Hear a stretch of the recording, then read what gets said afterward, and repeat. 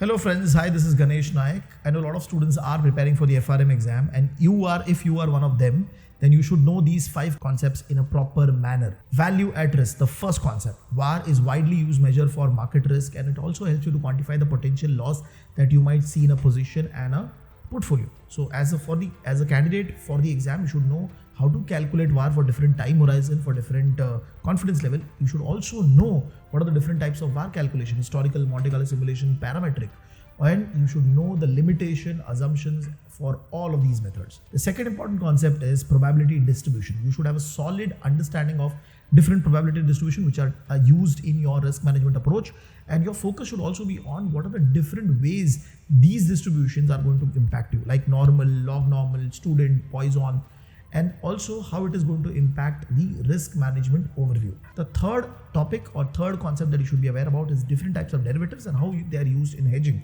For example, derivatives like futures, options, swap. You should know the basics of these derivatives and also how these derivatives are used for hedging the risk of the company. You should also be aware about topics like option Greeks, which are connected to the hedging concept of options. The fourth point, binomial option pricing model. This is a discrete time model.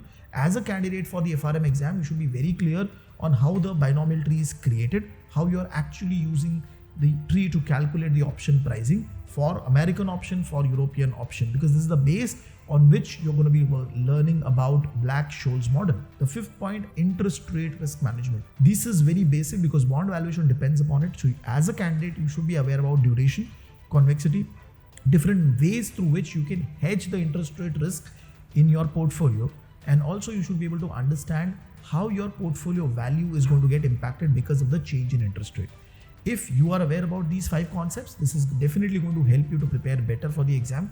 If you like our videos, do subscribe to our channel and also share this video with other students who are preparing for the FRM exam. Thank you.